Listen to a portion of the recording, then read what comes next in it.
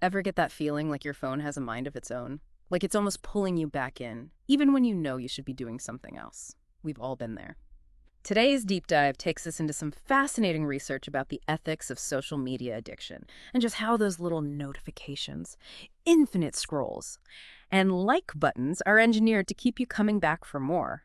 We're unpacking some deep thoughts from tech ethic experts Vikram R. Pargava and Manuel Velasquez. And I have a feeling this one is going to give us all a new perspective on that little device we carry everywhere. So before we get into the nitty-gritty of algorithms and ethical debates, maybe we should start with the basics.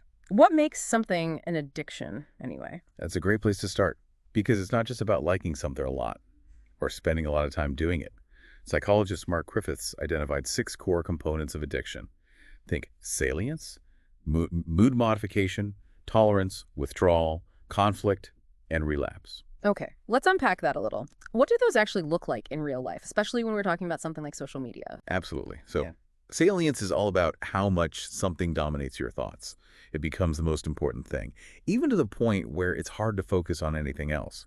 With social media, this might look like constantly checking your phone for notifications or planning your day around when you can post something. Then there's mood modification. The addictive activity makes you feel good. Whether it's a rush of excitement or just a sense of relaxation, we all know that feeling of getting a bunch of likes or comments. It's a little dopamine hit. It is, isn't it? And I guess tolerance is when you need more and more to get that same feeling. Right. Like needing to post more often or get more engagement to feel satisfied. You're exactly right. And then there's the flip side, withdrawal. Yeah. That's that uncomfortable, maybe even anxious feeling when you can't engage in the activity. Think about how you feel when you can't check your phone for a while or when your internet is down. I know that feeling all too well. And this is where things start to get a little more serious. Right. Because then we get into conflict. That's where the addiction starts to interfere with other parts of your life. Maybe you're neglecting your work or relationships because you're too focused on social media. Or maybe you're feeling guilty or stressed about how much time you're spending online. And the final piece is relapse. Even after you try to cut back or take a break, you find yourself drawn back in. Exactly. And what's interesting is that this model applies to both substance addictions, like alcohol or drugs, and behavioral addictions like gambling, Yes. even social media. So it sounds like we're not just talking about a harmless habit here, but how widespread is this really? Is social media addiction something that actually affects a lot of people? It's more common than you might think. Studies have shown that about 6% of the global population struggles with internet addiction in general. But when you look at social media specifically, the numbers get even higher, especially among young adults. Wow. 6%? That's a lot of people, and I can see how it happens. Social media is designed to be engaging. Right. Those notifications, the endless feed of new content, it's hard to resist. But is there actually anything wrong with social media being designed to keep us hooked? Isn't that just good business? Well, that's where the ethical debate comes in. Just because something is profitable doesn't necessarily mean it's right. And there are some strong arguments against designing platforms to be addictive. For example, there's what's called the harm argument. Okay, so what does the harm argument say about all of this? It basically says that it's wrong to design something that causes harm, especially when those harms outweigh any potential benefits. Think about it. Social media addiction can lead to all sorts of problems. We're talking about increased anxiety and depression, sleep problems, difficulty focusing, strained relationships. I'm hearing all this, and I'm thinking, yeah, I've experienced some of that myself. Have you ever felt like social media was affecting your sleep or your ability to be present with the people around you? It makes you wonder how much we're really in control of our own choices when we're using these platforms. That's a really important point. And the harm argument connects to this idea of human dignity. The philosopher Martha Nussbaum has this framework of 7 capabilities that she argues are essential to living a good life. Things like having good health, being able to experience emotions, forming relationships. Social media addiction can chip away at almost all of these capabilities. So we're not just talking about wasting time here. This is about something much deeper. Right. Our well-being, our ability to function in the world. Exactly. And the harm argument says that companies have a responsibility to consider these potential harms when they're designing their platforms. Okay, so we've got the harm argument.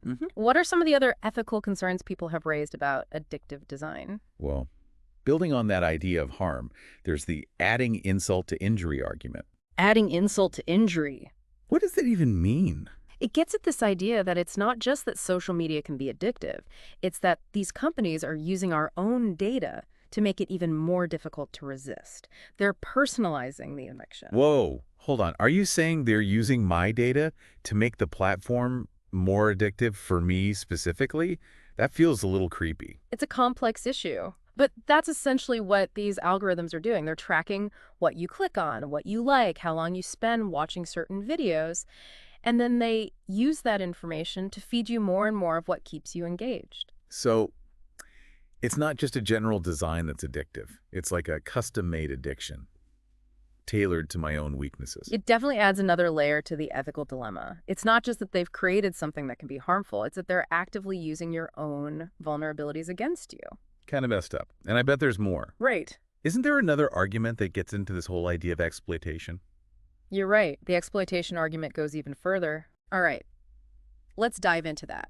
What does exploitation have to do with social media? It boils down to this. Philosopher Alan Wood, he defines exploitation as taking advantage of someone's vulnerability for your own gain.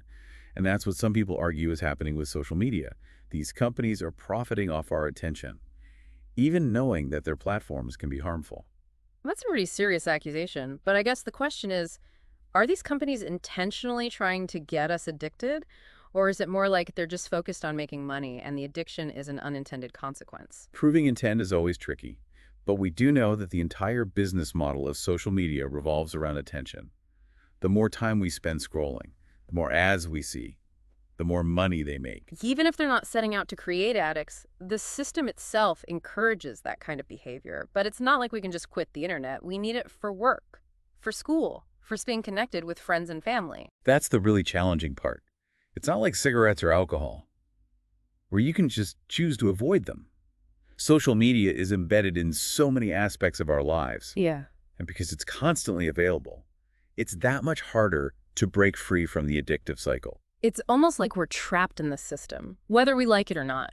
But if the business model is the problem, are there any solutions? Are we all just doomed to be slaves to the algorithm? I don't think it's that bleak. There are definitely things we can do, both on an individual level and as a society. One idea is to borrow a page from Apple's playbook. Remember when iPhone started sending those screen time reports, showing you how much time you were spending on different apps? Yeah. I remember being a little shocked the first time I saw mine. But honestly, it was kind of helpful. Made me more aware of my habits. Exactly. And those kinds of nudges can be really effective. Imagine getting a notification that says, hey, you've been scrolling for 2 hours straight. Are you sure you want to continue? Or Yeah. you've checked Instagram 15 times today. Maybe take a break. I like that. It's not about banning social media altogether. It's about giving people more control over their own usage. Right.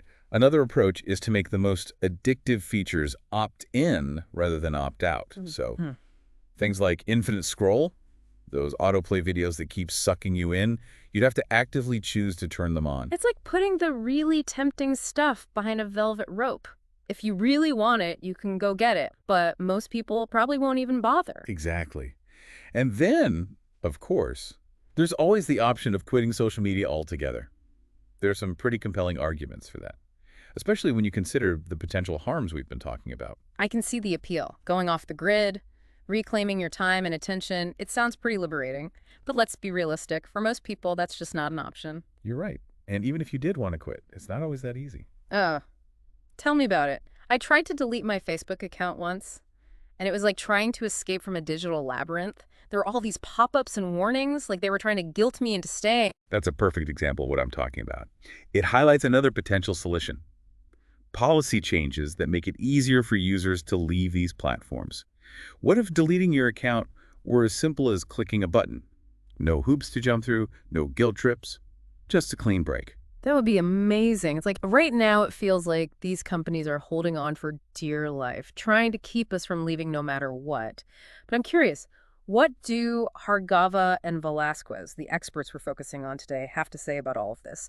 What solutions do they propose? They emphasize that social media companies have a moral obligation to address this issue. They argue that designing platforms in a way that intentionally gets users hooked is wrong. because it violates their rights and dignity. Sounds like they're calling for a pretty big shift in how these companies operate. But realistically, is that even possible? Can you change a business model that's been so successful, it's making so much money? It's definitely a challenge. Hargeva and Velasquez